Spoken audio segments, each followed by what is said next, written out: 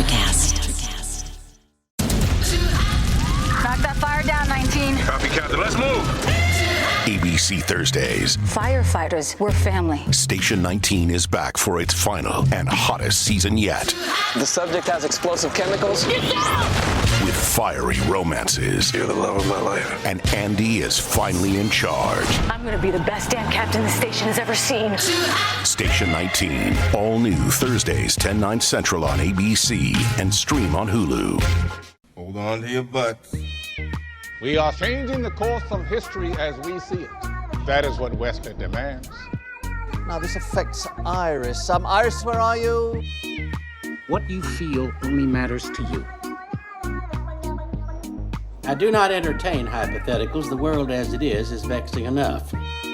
Iris, I have a tip for you. Don't take drugs! Or whatever movies with Wesley and Iris.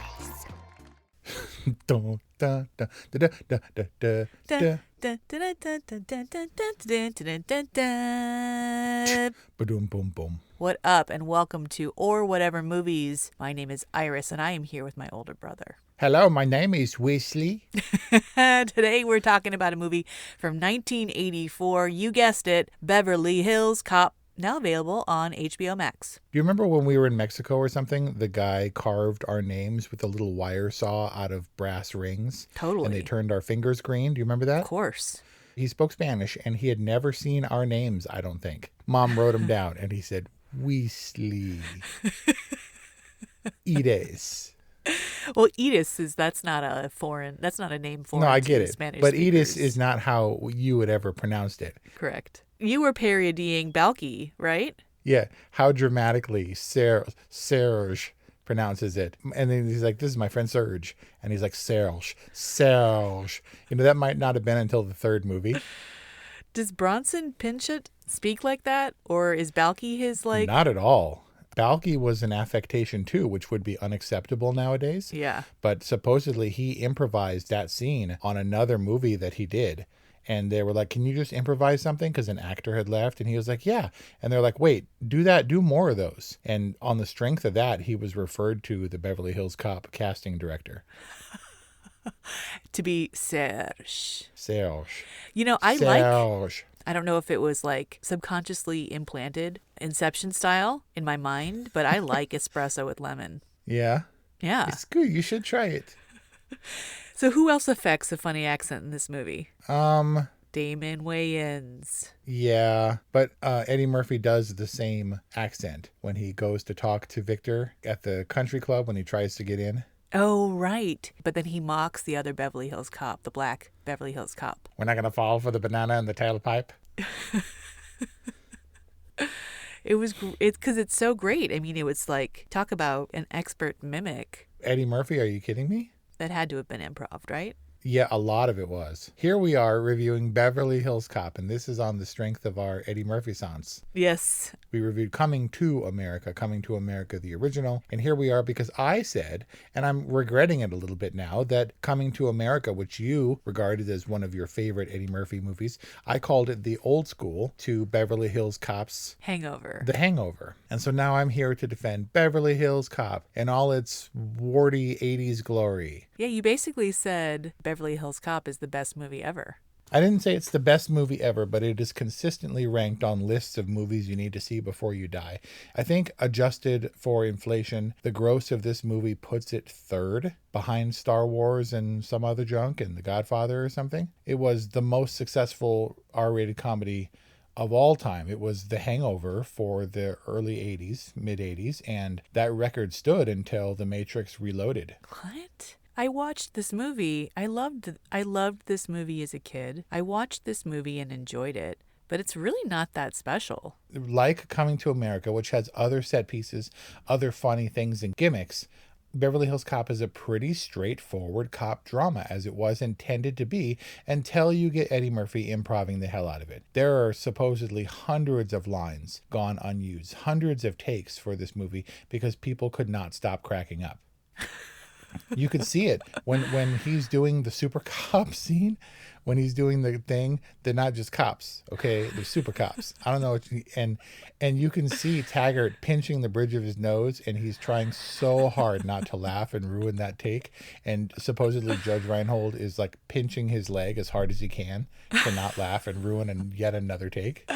What happened to Judge Reinhold? Because he is the face of the 1980s, and then he disappeared. Yep. He lasted like Eddie Murphy through the Beverly Hills Cop series.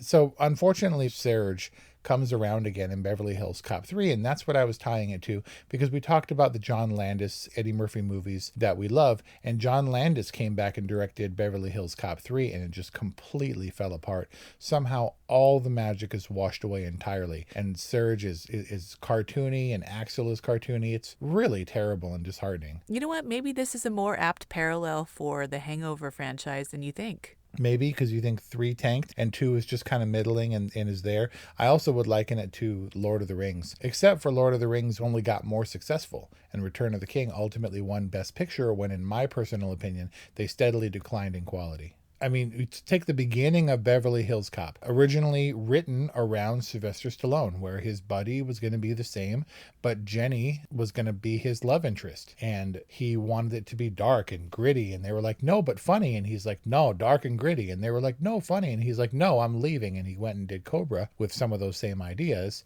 And then they brought in Eddie Murphy, and the Jenny character was the same, but this was the mid-'80s, and they're like, let's not have them make out so much or whatever. They're just like Ron and Hermione, or Harry and Hermione or something, and they're not. They're just friends. And Eddie Murphy came in to just improv the whole joint up. And so you get this strange mix of a very straightforward cop drama with a dude, an unlikely cop, who charms everybody and is funny, but is also, serious. So when the fight scenes come, he's not wisecracking. It's kind of refreshing that Eddie Murphy doesn't do martial arts, right? Yeah, which also wouldn't have been out of character, I guess, in the 80s, right? Where he could have faked it or like scared people with, he starts going, wah, and like freaking people out, and they all back away. I liked the amicable, the almost buddy cop nature of the relationship between Axel and Jenny. And they never explain, and maybe because it was never written, but they never explain the backstory, like how they knew each other, why they were such good friends. I mean, I guess they were school buddies or whatever, but... Right, and I think they were all from Detroit. And then Jenny moved to L.A., and then Mikey went and got a job with her after being a ne'er-do-well for so long. Right, but their friendship is obviously enduring, and we accept that as the characters do. And you remember when they go into the hotel room, when they check into his suite, or he's already in the suite, and they go upstairs and he orders Taggart and Rosewood the shrimp salad sandwich? Right, yes. It's pretty telling, because she walks into his hotel room and just like plops on the bed, all seductive like, but it's not. It's never meant to be a thing.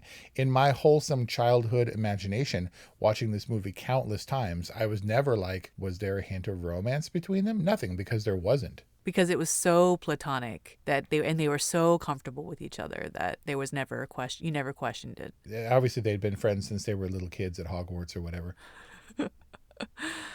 So I also watched this film countless times as a child, but I don't remember anything from the cold open. Like, was that completely removed from the TV edit? Because oh no, not at all. They're trying to make sure it looks nothing whatsoever like Beverly Hills or California. It's all dirty and dank and stuff. But that kid, for some reason, squirting milk through his teeth on the street was forever. He's like in a side yard. Will be forever burned in my memory. Were those like legit Detroitians?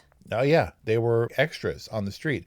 Legend has it one of the dudes who's waving his arms while he's talking to his friend is describing to them the car chase he just watched them filming when they're chasing the semi. Oh, nice. It's out of order. Yeah. But it's just, people on the street. There's 2 people walking down the street, and they turn around and give the camera a look that is so authentic that it has to be like people being like, why are you filming me, butthole? Yeah, butthole. Okay. But it's not like Beverly Hills. I mean, you can do that in Detroit and, mostly in the 80s. But going to Beverly Hills, they had a lot of trouble. They could only film in certain hours, in certain places. They had to look a certain way, blah, blah, blah. So other than being Axel's background and showing him as a cop in Detroit and getting yelled at by his boss, he doesn't stay there. And we move pretty quickly away from Detroit. Yeah, I don't know. I just didn't remember it, but I remembered very clearly, and I laughed with delight when I heard it, him saying, "This is nice." I know it's a terrible impression, but do you know what I'm talking about? Yes. He's in the jail cell? Or no, he's in the cop car. I guess he says This it a is couple nice. times. He's when he's walking up to the, if I Oh, recall yeah, the correct. police station. Yeah, he's the walking city up, hall or whatever. and yeah. it looks like, and it's gorgeous. It's got palm trees and fountains, and It is because they planted all that stuff. I'm sure. I guess when they got to it, it was pretty seedy, and they were like, "This is Beverly Hills. We got to jazz it up." But he does say that about the cop car, where he's like, "This is the nicest Nice. cop car I've ever That's in my been in." apartment. But we talked about this, about the Troop Beverly Hills Cop level of Beverly Hills, where everything is all shiny and polished and manicured and beautiful. Oh, like swimming pools and bougainvillea. Yeah, exactly. And the city of Beverly Hills was so restrictive that scene where he's laughing at those dudes, I thought they were Michael Jackson jackets, but I think they were maybe a combination of that and the Eddie Murphy Raw and Delirious jackets that he wore, or those leather suits that he was wearing. Very Because meta. there was Delirious, he did red and he did blue. Yeah. Now, don't quote me because I don't know exactly where they fit into the timeline. Because this kid, Eddie Murphy, was like 19. He was like 20 years old when they filmed this movie. It's unbelievable to think of this. And it feels, I mean, Beverly Hills looks and feels glamorous, but this movie doesn't feel polished or blockbustery, right? It feels like a little cop drama. It does. And the drama itself, the plot itself, is pretty straightforward. It doesn't do the campy stuff that Action Jackson does 4 years later. And Yep. even though Axel Foley is funny, he's pretty grounded. And when he gets knocked out at his apartment, when they come back all drunk, he gets pistol whipped, and then he's just like out for the count. He doesn't struggle like an action hero because he wasn't. Axel Foley relied on his wits and his humor to get through most situations. But also Martin Brest, who directed a number of movies, he had never done a movie like this. He had certainly never filmed action scenes, didn't know how to do it. He was pretty concerned, watched a bunch of movies. How do I do action movies right? And this was his version, which maybe against the odds, bypassed Action Jackson and all those 80s action movies in people's minds to be a real success for 80s cop movies. So a grounded movie, but is it more? Does it go even deeper? Is there a message in Beverly Hills Cop? I don't think so. I think it's the classic fish out of water tale with a really charming fish.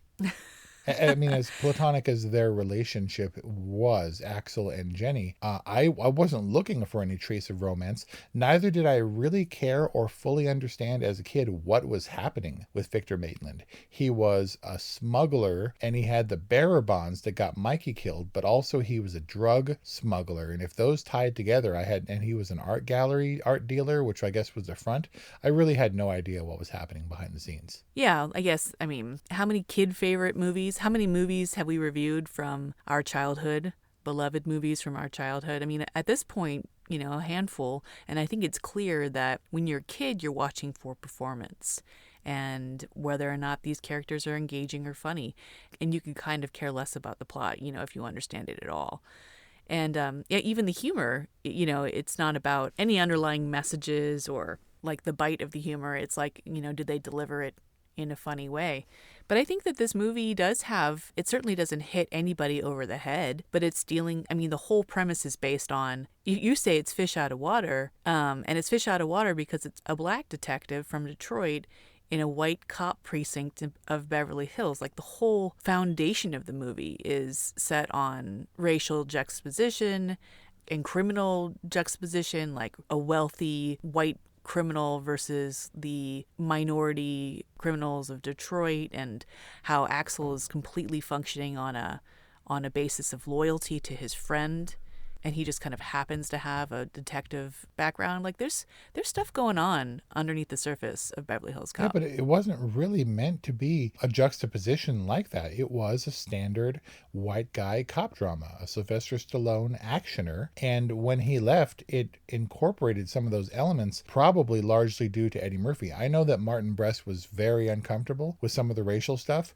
like him going in without a reservation and playing the race card to get a room in the hotel by yelling loudly about racism. Yeah. The director was very concerned about that, which Eddie Murphy entirely ad-libbed.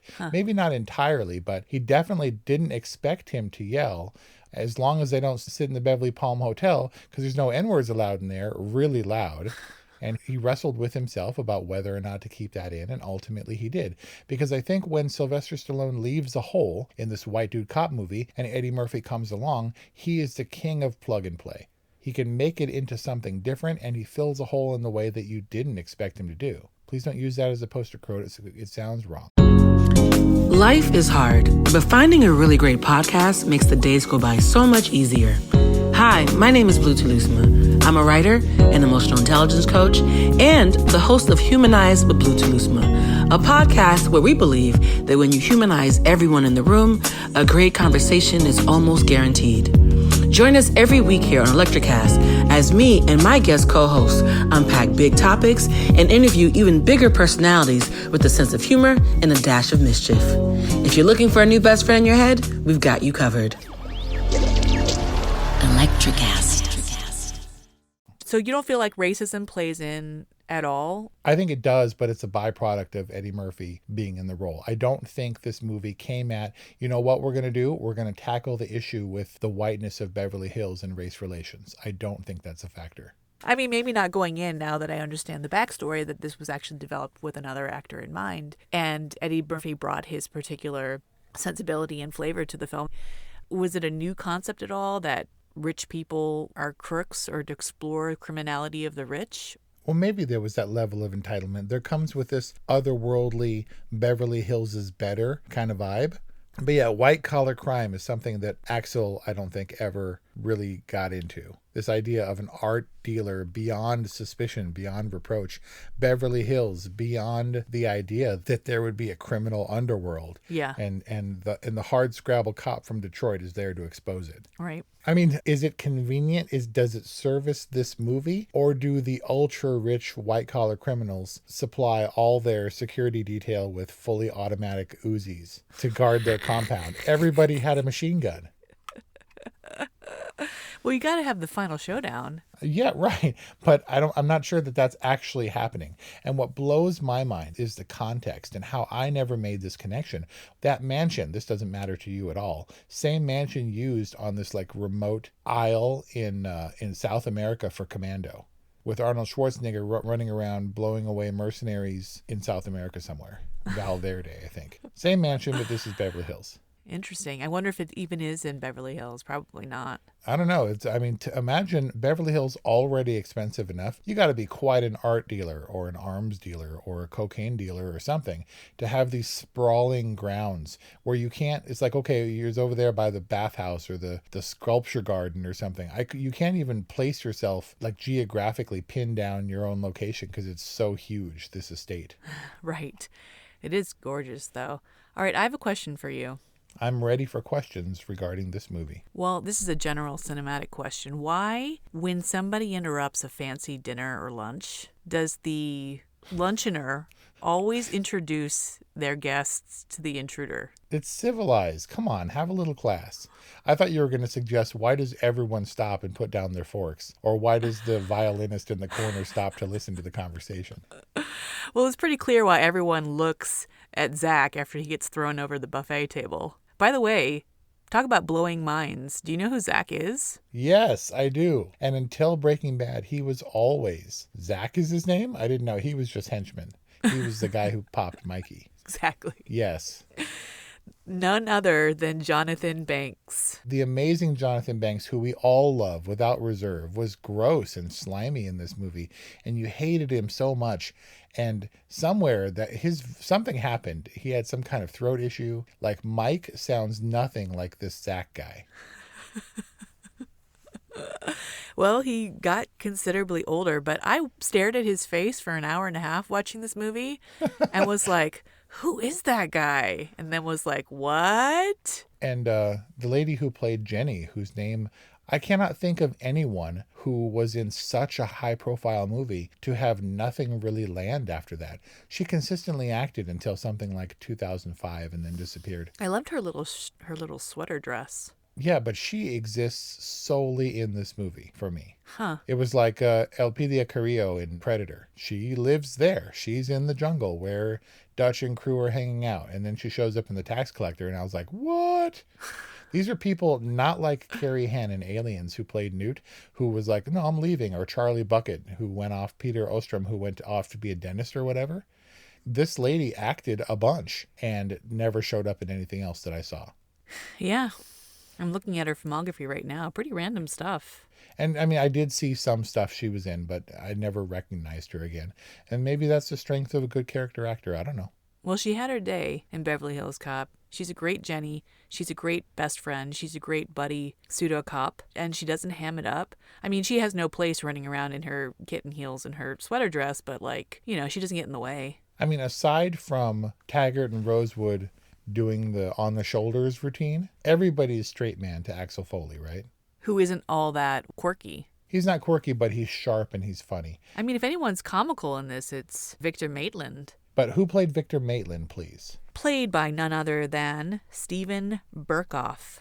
So Steven Berkoff, who I only knew from Beverly Hills Cop, who has that distinctive little bump in the center of his forehead, actually went and followed Sylvester Stallone because he was the Russian commander in Rambo 3. Was that a good Rambo? Aren't there like 8? All series for successful movies get cartoony and dumber as they go along. If Beverly Hills Cop is a serious cop movie, kind of like Lethal Weapon, I guess in a way, then 2 and 3 were just comic farce. They leaned into the comedy. Maybe The Hangover got more and more ridiculous as we went. I know that First Blood is a pretty serious post-Vietnam PTSD movie. And then we got the Rambo that everybody knows.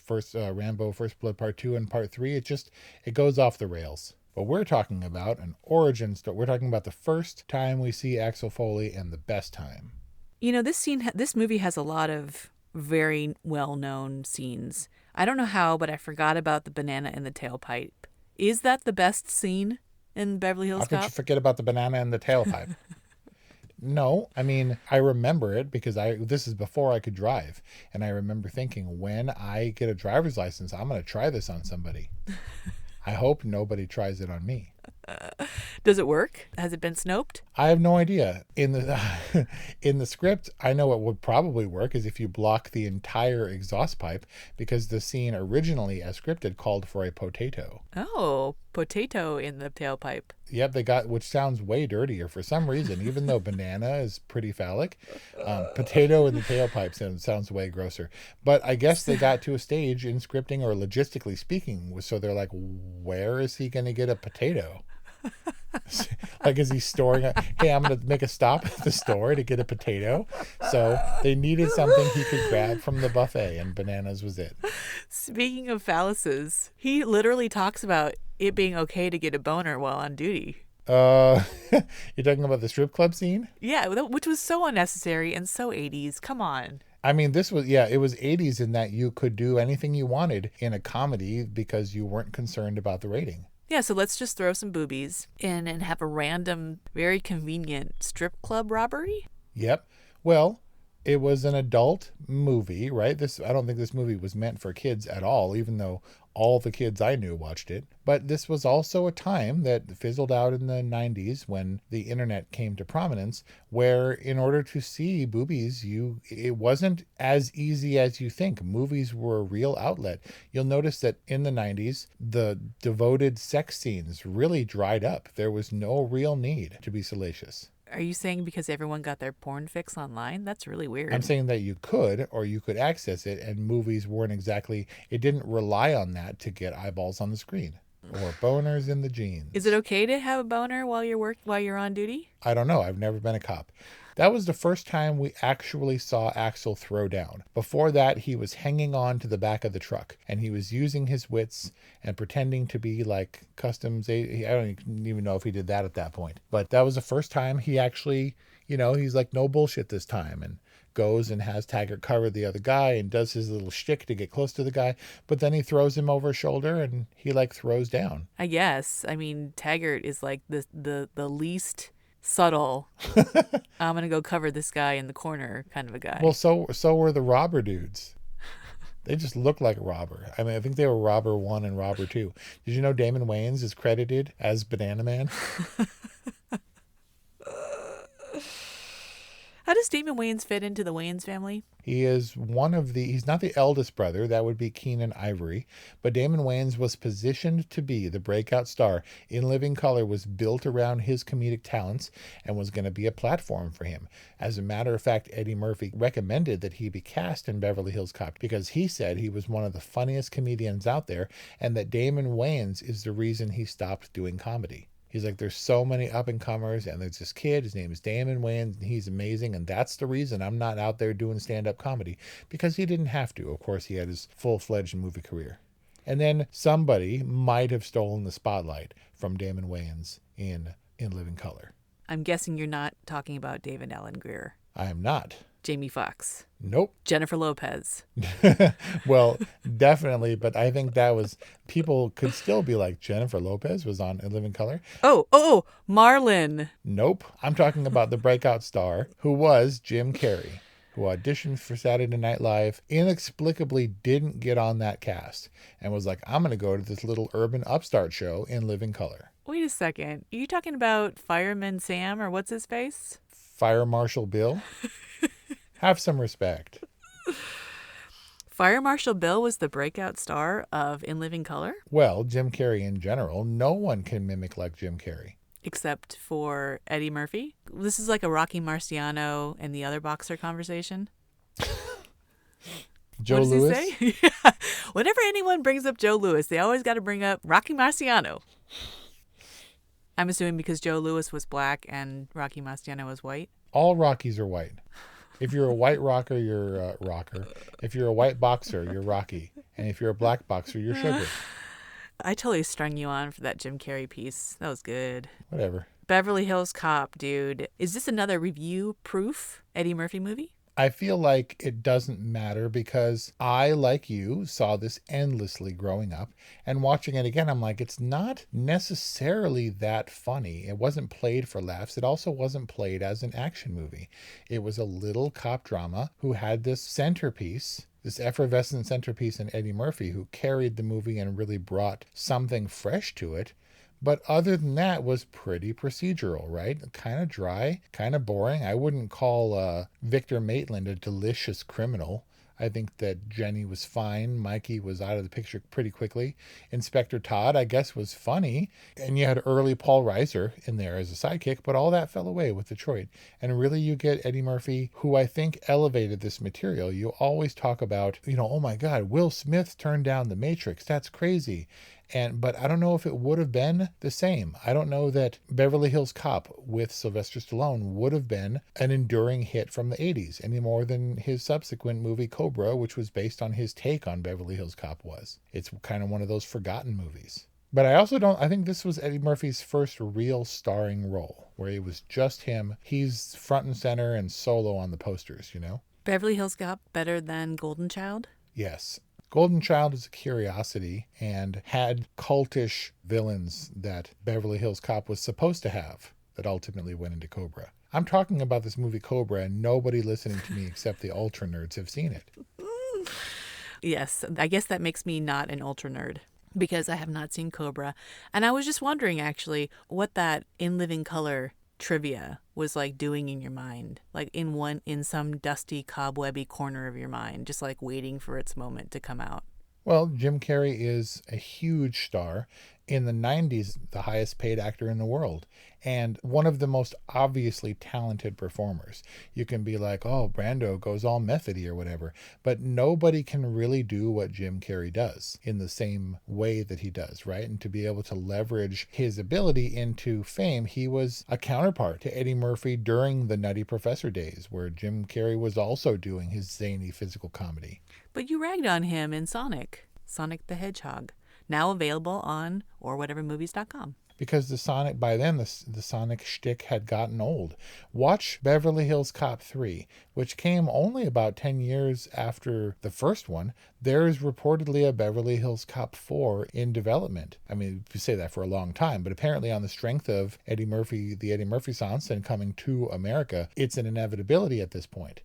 and watch 3 and see how quickly things go awry and how quickly the shtick gets tired. It's the same themes, it's just not the same magic. So I guess I was worried about coming to America, very worried about Beverly Hills Cop 4. Don't rape Wesley's childhood. Yeah, well, the problem is I have to see it.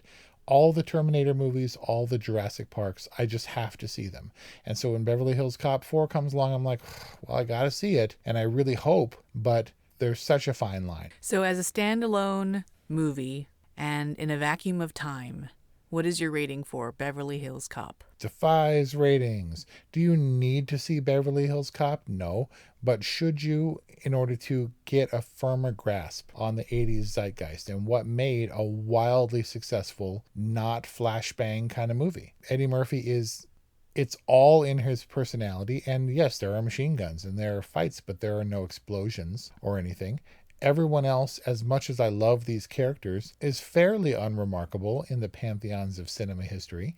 But Beverly Hills Cop is a testament to the kind of movie you can make with the right person who brings the right energy.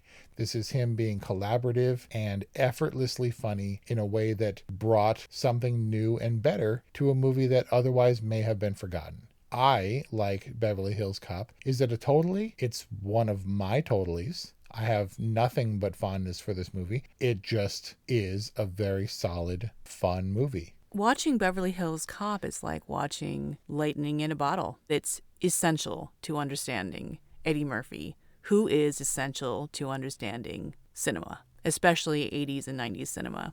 So using your barometer or whatever, like, it is a must-see. And I definitely give Beverly Hills Cop a good. Yeah, good. Don't be stupid. And that was our review on Beverly Hills Cop, a film from 1984 and currently available on HBO Max. Let us know what you think about this classic Eddie Murphy comedy, 818-835-0473 or whatevermovies@gmail.com. Thanks for listening, and we'll see you next time. Have you ever wondered what actually happens in Congress every day? Stay informed on Capitol Hill's daily happenings with a concise, factual summary of the Senate and House of Representatives' activities from the previous session, free from bias, on the Congressional Record Daily Digest podcast. Subscribe on your favorite podcast platform and discover the process from the heart of U.S. politics. The Congressional Record Daily Digest, an Electricast production. Electricast. Electricast. Welcome to the Candle Power Hour. Come with us backstage behind the scenes of show business spanning over 4 decades and bringing you the experiences that can only be told by the people who were there. Our guests are from the A-list, the F-list, and everyone in between. Get set for some of the most insane, hilarious, and inspiring stories you will ever hear. I'm Mercury. And I'm Diego. Your hosts for the Candle Power Hour. Electricast.